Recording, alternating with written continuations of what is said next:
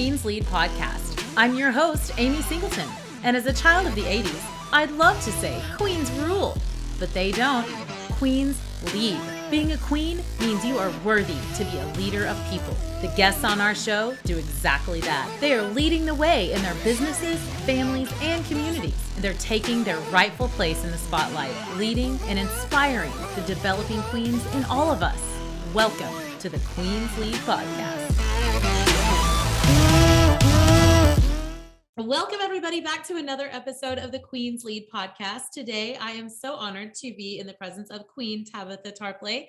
She is the owner of One Tom Plumber. She has extensive business experience. She is newly about to be married and is a mother. Welcome, Tabatha. Thank you so much for joining us. Hi, thank you so much for having me. I look forward to it. Yeah. So tell us a little bit about yourself and where you're from and kind of what brought you here to Oklahoma. Okay, well, my name, like you said, is Tabatha. I am originally from Nashville, Tennessee. My background has always been large loss commercial restoration. And through that, I met my fiance, Daniel, who owns Restoration One of Oklahoma City. And so it was kind of like hook on sinker. Next thing you know, I'm in Oklahoma City and we're doing restoration together and construction. And then I decided to get into plumbing. So Now, do you have, I'm assuming you don't do the actual plumbing work, or do you? I've been the plumber's helper. Does that count? Yeah, 100%. Yeah. So if they are in a bind or something, I do go out there and help them out. But to do the actual like pipe work, no, I can't do that. You're not trying to do that. Yeah, I don't blame you. Well, tell us a little bit about what it's like to be a woman owner in such a male dominated industry. It is. It's very unique. And some people give me a hard time, the guys especially, because everything, as you can see, is pink. So our vehicles are branded all black and pink. And so we really girlied it out. But then the guys realized they get a lot of attention for being in pink. And so it's working out. And yeah, everyone thinks that I'm the one out actually doing the plumbing. And then they realize that I'm not. I'm more in the general manager role. And it works out great. I have a great team, and that's what it's all about, is getting people that you work well with and you respect each other and you make a family here at work, and great things just fall into place. They absolutely do. So, you have a background in nursing like myself. Tell us about the transition from nursing to business ownership. How was that leap? So it's pretty drastic. So of course, nursing at set schedule, and pretty much the doctors dictate all your orders. It's very humbling to be a nurse. Especially I did ICU nursing. So your patients are very, very sick, and you learn a lot of how to be compassionate and show empathy and sometimes sympathy with the patients and their families. And so I think that's actually helped in the business world, because it's not, as your kids, you're always like, do this, do that. It's not like that as an actual owner. You have to have all those same traits. You have to be compassionate and you have to show sympathy. The same thing with your clients and with your employees. And so I think it's helped keep me humble. You mean there's something to be said to not be like a strong arm, middle-aged white dude that's like banging a hammer over people's heads to work? I know. Imagine it goes that. a long way. So we, I've created a good family atmosphere here, and it's growing and it's great. Yeah. So bringing that female, everything that comes along with being a woman, a mom, a nurse, especially, so valuable in business. What caused you to, was there an event that caused you to leave nursing and say, I'm going to go into business ownership? Yeah. So my mom had fell ill with breast cancer and COPD. So that was my hidden drive and passion to become a nurse, is I wanted to understand more on how to help. And I'm naturally very soft-hearted and a very giving person anyway. So I became a nurse, and then my daughter is 5 now, and I found out I was starting all over. nursing hours are pretty brutal. And so I decided to get back into what I knew, and that was restoration and entrepreneurship. And so then I made the transition back out of nursing so that I could take care of her. So you owned a business before you were a nurse, then you wanted to know more about the healthcare, did all of that, and then went back to business ownership. Yes. Okay, talk about taking some ownership I of your know. It was life like and your a, surroundings. a midlife crisis. I thought it would be a big stress reliever to not own a business and be a nurse, but being a nurse was probably one of the most difficult things I've ever done. It's very big eye opening. And I decided that entrepreneurship, as hard as most people think that is, was better for me. So yeah. I know it seems a little backwards, but it's really not the big giant that a lot of women and some men believe it to be. So Yeah, yeah. And there's so little control. Like you said, I came from nursing as well, but I did all that before business ownership. And boy, I wish I'd known the yeah. potential and the possibilities that business ownership can bring us. Yeah, you It just gotta can be just jump. as fulfilling. Yeah, You you just got to gotta jump. jump. If you wait till you're ready, you'll never do it. You just gotta jump. That's it. That's it. Yeah. So give some tips about the things that if someone's thinking about listening to this podcast going, "Oh my gosh, I'm a nurse, I'm a teacher, I'm a this, I'm a that, and I want what you have." What are some things they can start doing right now to set themselves up for success in this? Yeah, one is set yourself around some great peers, whether that is the business network group, whether that's other business owners that you know in your area that you can start networking with or just learn from. To me, you kind of become what you surround yourself with. So if you want to be a business owner, get yourself around other business owners and figure out what they do. And you will just find out that they will outpour tons of advice to you. Yes. Read books is major. So I'm going to tell you where I probably got my big start into thinking I need to do things different was Rich Dad Poor Dad. So Yes. and then he gives all these other books in there that you read, and then you read those books and they tell you other books. So read books. um Stay confident. You're going to mess up. Everyone messes up. And if you mess up on a job or with your employee or a client, you just say, hey, I messed up, but here's what I'm going to do to make it right. None of us are Mhm. perfect. So don't be scared of mistakes. Just get out there and make them and fix them. And then you'll know next time what to do a little different. And just be humble. So don't get big headed. Just be humble and compassionate with your peers, your employees, your customers, understand where they're coming from. Sometimes put yourself in their shoes and just remember we're all human and Yeah, people will that's so respect that. true. That's so true. Reading, number one, like, yeah, that Rich Dad Poor Dad Yep. changed my life. It's like I was reading my life story. I did not come from a family of entrepreneurs or business owners. I didn't even know what was possible, and I don't think that my Right. family really even knew. We've never been exposed to things like that, and so to understand that, and then surrounding yourselves with others. When I first started in business, I was like networking. Why do I want to go meet people that don't work over here at the hospital or that aren't my friends or family already or my neighbors? Why do I need to do that? I had no idea how willing other business owners were to share their Right. experience and their They're success with you. very open. Some of the best people you'll ever meet. And the ones I've met here in Oklahoma City, they're all very just just open. They're very knowledgeable.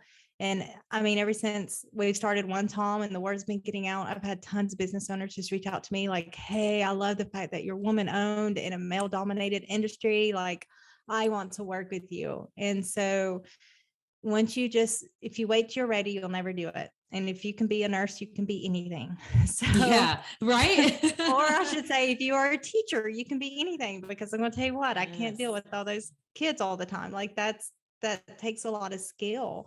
So just believe in yourself, know that it's okay to start small and work your way up. Yes. Yes. Tell us about some of the challenges you've had in business. So, wow. There's been a lot. So let me start. So you want me to talk about the plumbing challenges Yeah, lately? talk about One Tom Plumber. So Tell us more about One Tom Plumber first. Tell us So about one, okay, so One Tom Plumber, and this is also great advice for any of you that are looking to start a business but don't know where to start. Maybe look at franchises, because most of them are big, huge network of support, and plus other business owners. So I looked into a franchise because I didn't know much about plumbing, but also knew I didn't have to know much about plumbing to get started. Just they teach you all of that. So One Tone Plumber is pink for a reason, and that is it markets to other women primarily. So about market research shows that most of the time that when a damage happens in the home, the women are calling and We're your the ones property. setting it up. Yes, We're the ones paying for it. right. Yeah, yes. And when damage happens to properties, most of your property managers are also female. Um, so we decided to change up the whole scenario of the macho or hero plumber, with the tool or the trophy, et cetera, kind of stereotypical plumber. And we decided to mix it up and go with a soft appeal. So the front of our vans are actually black and pink polka dots. And since most women, when they think of plumbers, most of our plumbers, they'll think of a plunger. So we put the big plunger on the van. I have the plunger here. So that's why we're showing women, hey, we got you, or our men have the longer shirts, they stay tucked in. So we give that softer, nicer appeal. We make sure they stay clean if they have extra uniforms in their van if they need to change. So we're just totally changing the whole of what people think of plumbers, um, to fit our market. And that's that we are targeting other women. And so I thought it was very fitting for a woman to also own that business, to target, Yes. other women and empower them. Yes. So One Tone Plumber is great. They're based out of Cincinnati, and they've been a wealth of knowledge for us, and getting going. Now, I have actually had quite a bit of challenges getting going. um, so we had some bad luck with some equipment that got delivered to us brand new. And as you know, Oklahoma City has a very big shortage of plumbers. So trying to hire on plumbers, especially on the higher quality end, um, was quite a challenge, but we just stayed diligent, and I just kept praying and knew that we would get it going, and we did. Our very first job, we set off the fire alarms twice. It was downtown in a commercial building. Oh And so then no. we were dealing with the firemen and all that. And so I'm just like, I'm sorry, I'll fix it. And we did. And we're doing great. So we just kept pushing through. And, you just got to believe in yourself, even when no one else does. You just say, hey, I got this. And you just keep going. That's it. Just keep going. I Yeah. love, I was listening to, I listened to loads of marketing podcasts. I was listening to a podcast earlier today, in fact, talking about appealing to your audience and letting people understand that you're for them. And Yes. with representation of different race and different sex and everyone to be included. If someone goes to a website and doesn't see a woman or doesn't see anything that appeals to a woman, they go, is this for women? Well, plumbing, like you said, women are the ones making that phone call. Women's are the one identifying the problem. That's probably their kid that clogged up the toilet with the race cars flushing down the Hot Wheels or whatever that is. Yes. Yeah, it's for women. This is all of this industry is so intuitive for you to focus on those women. And Yes.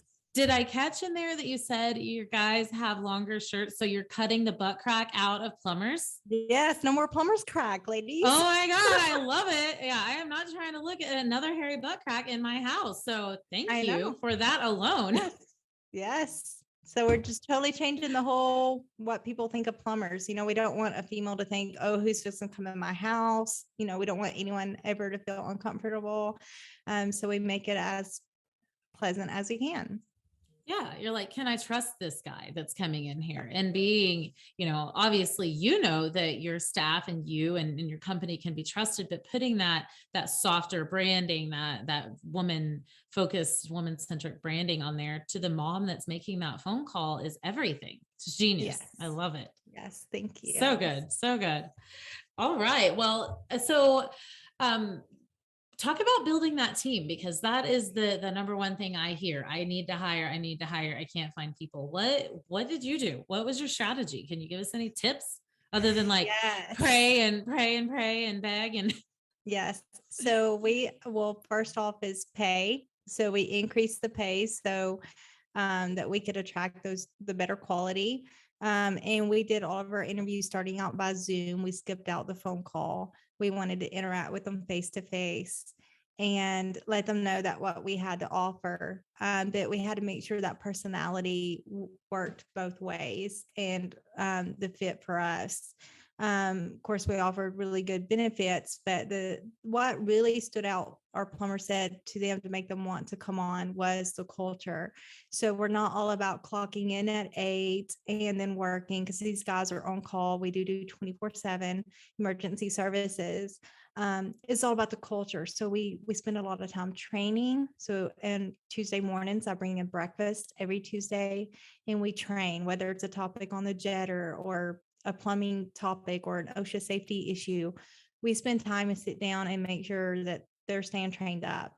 And then on Fridays, we spend about 2 hours in the office just sitting around and talking about family, friends, whatever. We supply even nicer breakfast, and we just make it all about family, friends. We do any birthdays, any celebrations with anniversaries. So we just want them to feel like it's another home. Mm-hmm. And they don't get that a lot in the plumbing world. It's all gun ho. So Yeah. I think that has really helped us stand apart, is the fact that we do take time to celebrate the little things in life and let them chill out here for a little bit too. Yeah, culture is everything. We actually at Height, we have Fridays as family day too. Every Friday morning, we have an hour-long Zoom call where we do the same. We celebrate birthdays, we talk about great things, we pray together, we share, and it makes a huge, Huge, huge difference. mhm, huge difference. Yeah, huge difference. Have you received any pushback from staff or people that you're interviewing going, yeah, I'm the owner. I'm going to be your boss. Yeah, me with this blonde hair, this lady over here. Um, yeah, some, but I didn't hire them either. Hey. um, and I mean that in all like respect, that I've never had any issues with having a male boss. And as long as I show that I'm competent, or that if I don't know something, like the plumber's first week and they're having me call in permits and stuff, and I'm like, okay, let me just be honest. What? And so What? they teach me back. And so we just keep it very open, and I can put down a little bit of a stern foot. I am Southern, so I do have a Southern drawl. And if I get a little upset, that tends to come out pretty heavy. But so far, so good. The only, I guess I really shouldn't say that anyone gave me pushback about being a female owner.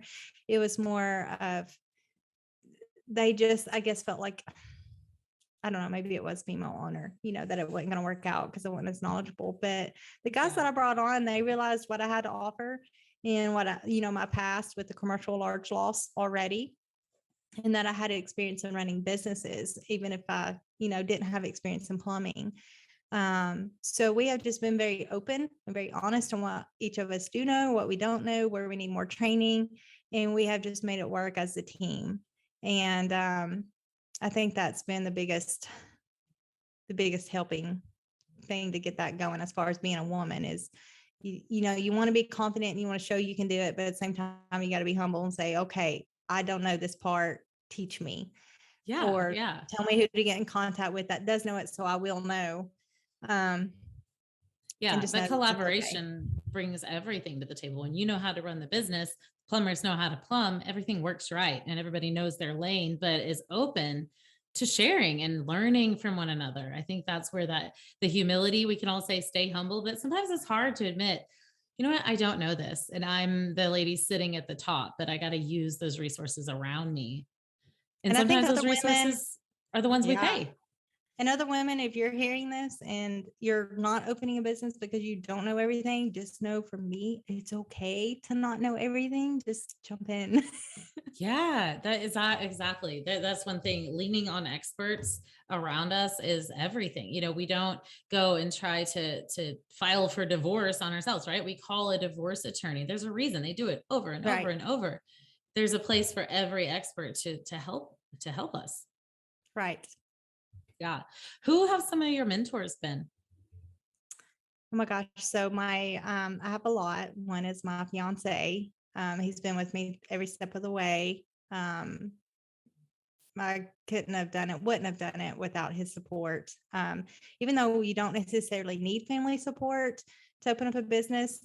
It sure does make it easier that if you are in a relationship or have close family, that they do have your back, because it is pretty stressful opening a business and getting one off the ground running. So you don't need to be battling multiple things at once. So he has been great and kind of gave me some outlines for meetings and topics and things like that with the guys. So that's been amazing. The second I have to say is my family. My mother and father have owned businesses since they got together when they were 16. Oh, wow. And several of them failed, but several of them are doing magnificent. And they own probably 5 businesses now, where my mother passed away in September, but I still talk to her like she's here.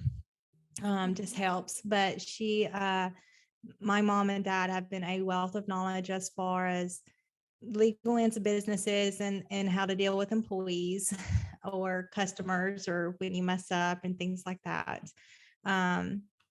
And then, of course, I have an identical twin sister and a baby sister, and they're both pretty well off as far as the business world, too. So I've been more fortunate with the family end as far as mentors and support. I do have to say, I want to give a shout out to One Tom Plumber in Cincinnati, the headquarters. If I message them with a question, like they reply back within seconds. With an answer, and that has been amazing, helping me, reduce my anxiety, stress, getting things up and going with things I don't know, new systems, new accounting software, all of it to get it up and going. And then local groups here, Daniel's been pretty active recently in like BNI groups and the chambers and things like that. And oh my gosh, just the networking within those groups and finding out all the knowledge within just one coffee meeting or one coffee meet and Yes. greet has been tremendous. And so that has, they have ideas as far as marketing supplies or people to do your payroll and why to use, a certain company and their benefits. I mean, it has just been the networking and them helping put your name out there, and you help them put their name out there if you know that they're good and provide a good quality. That has been amazing to me. So that would probably be my top people that I would say are mentors for me. Well, it sounds like a good group of them. What Yes, I've been pretty talk a fortunate. little bit about that, about the growing up with the businesses around you. What was growing up in that kind of household like? Oh my goodness. So I'm an identical twin sister, so that already had its own challenges. And then the baby sister come along about 9.5 years later. But my parents, so they did volunteer firefighting on the side of starting their own businesses. So they started, my dad was doing the construction part-time with his father, and my mother was starting restaurants. So she owned like 3 restaurants, and us girls literally grew up running around the restaurants with her and serving coffee. Late nights were spent sitting in the back of the Jeep while they ran the fire calls and, help save lives. And so, I have seen them at their worst and I've seen them at their best. They've hit rock bottom a few times with businesses, but I learned that you pick yourself back up and you keep going, that there's always another way for success. And they truly taught me the road to success did not look like this. It looked like this. And that you just as long as it was slowly getting upward, you were doing okay. And so it was challenging because, every time we turn around, like I was probably 10 years old when he started all his property investing companies. And so the girls were out there painting shelves or cutting the lawns, and we just worked right along with them. But it was pretty much teaching you that you work for what you want. You don't expect it to be given to you. What a That's what we did. magnificent way to grow up. I got to sit in the presence and learn from Kevin Harrington, the original Shark Tank, last week at a mastermind group. And he was the same. His father owned a business. He grew up, in a bar and 11 years old, hand the whiskey to that guy, hand the scotch to this guy. I mean, it was just, it was the 70s. It was a free for all. The dude was sealing driveways in Ohio at age 12, owned a full HVAC company by age 19, but it's because of that immersion around the family. Yes. So basically what I'm saying is you're the next Kevin Harrington. I mean, it seems to make sense to me. Yeah, we were some of the youngest certified water and mold restoration techs. We were still in high school, but we could go out and the first project my sister and I helped run and manage was with my father at a commercial large loss. And it was, I mean, we had 400 something employees we had brought in on it. It was a multi-million-dollar loss. And we ran that on spring break our senior year. And we did all the billing and everything ourselves. We didn't know what we were doing. We figured it out real quick. But That's it. you You just got to learn to figure jump. it out. You just got to not be scared, so that you just jump. You figure it out and just be confident about it. Oh man, I'm like speechless right now. That's an amazing. I can't imagine growing up like that. You just like you see that, and to say that you've seen them lose everything and then rebuild. Yes. That shows us that there's hope. Listen, if you've lost it all, if you think you're losing it all in a classroom or in an ICU room right now, Yeah. you can take that leap. You can I take that mean, jump. he's actually walked into my twin and I before in tears saying, we're in trouble. There was some kind of flaw in the books and he didn't see it coming and until the accountant had gotten a hold of it.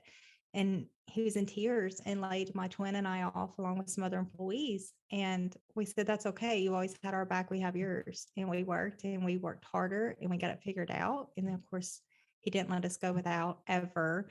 So we got it all figured out and now it's been better than it's ever been. So we had each other's back all along.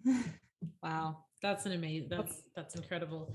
So you're a mom to a couple of teenagers and a 5-year-old. Tell us what it's like to run like 2, 3 businesses and be a mom. It is challenging. What's important?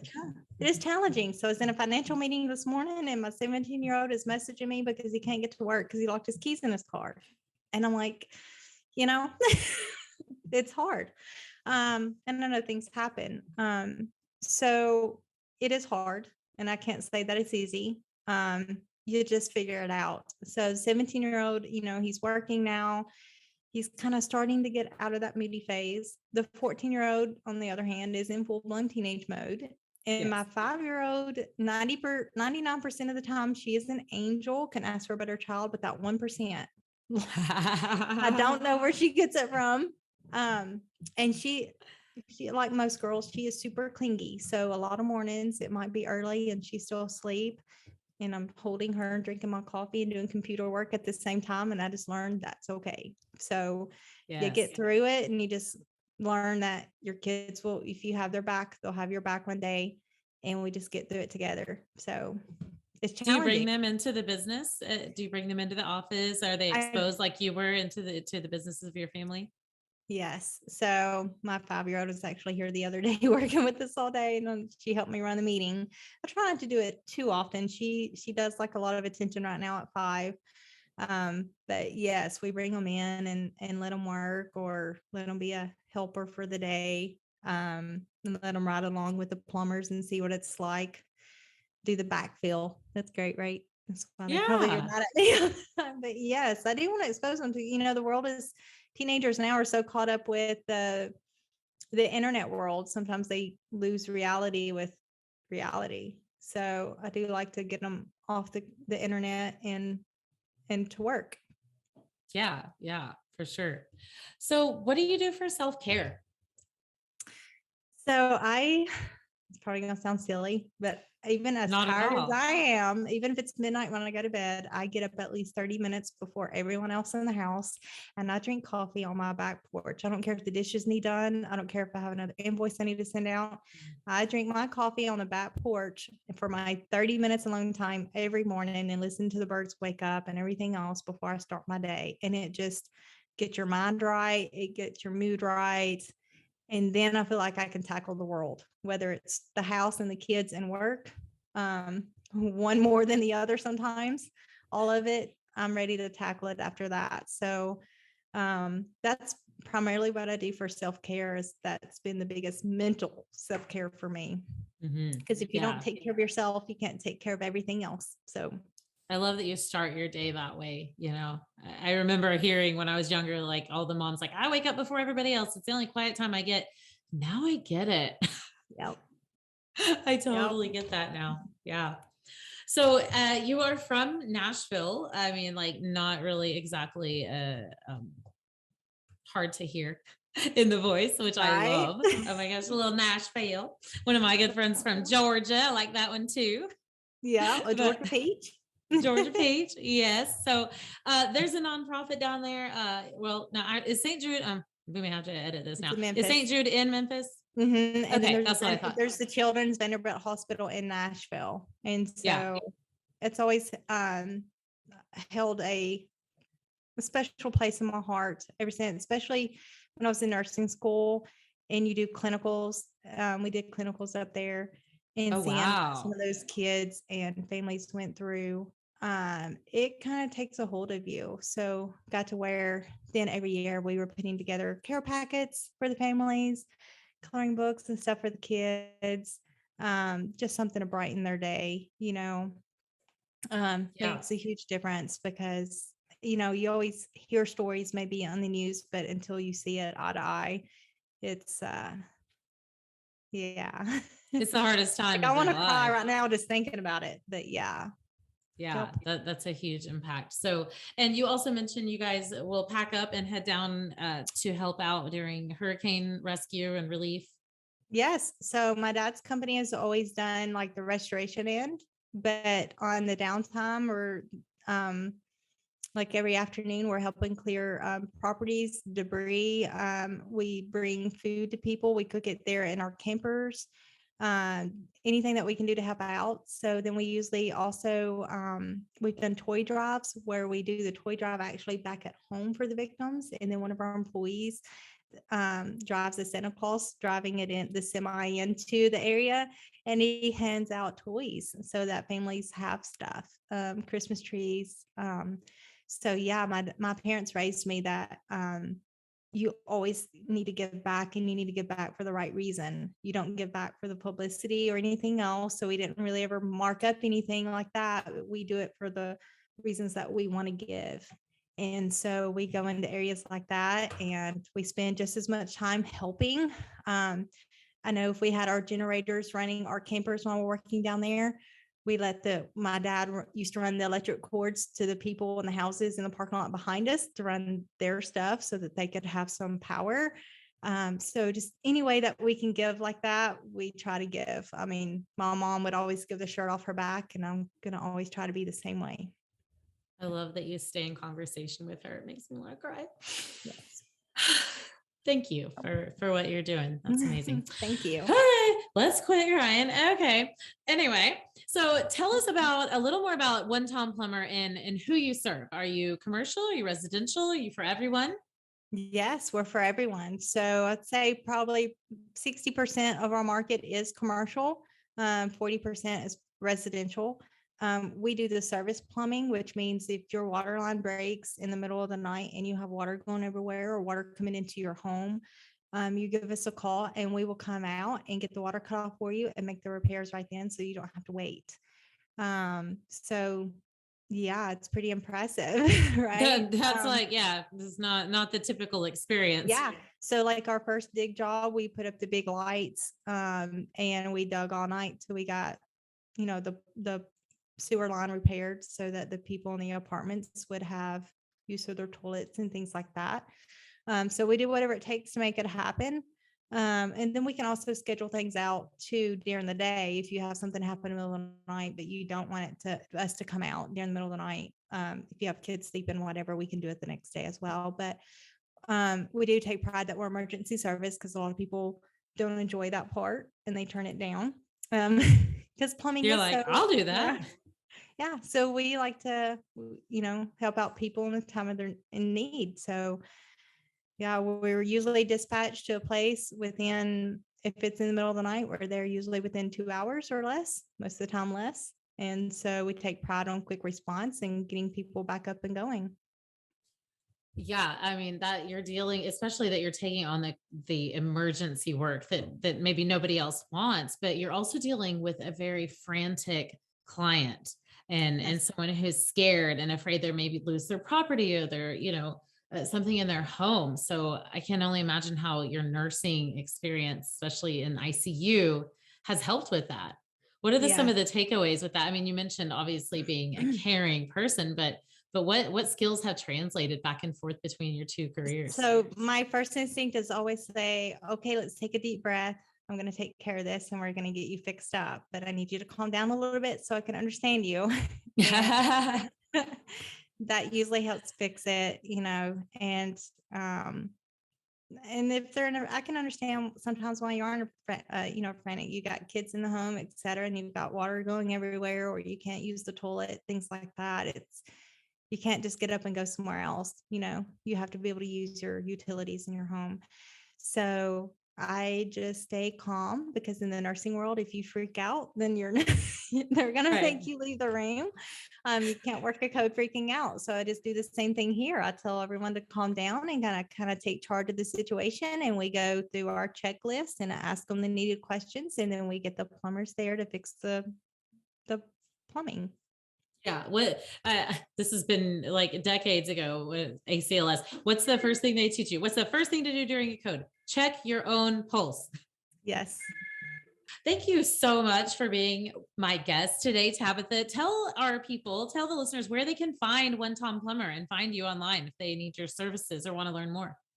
Yeah. So on social media, we are One Tom Plumber OKC. And of course, I am on LinkedIn and Facebook as Tom Girl. So you guys look us up and follow us. And we're always posting some funny stuff and very useful tips about how to just keep your plumbing rolling. And so hopefully you don't need us. So it'd be great to have you guys like our page and follow us. And you can also reach out through there with any questions that you may have. Thank you so much for being our guest, Tabatha. You're a fantastic individual and amazing business owner.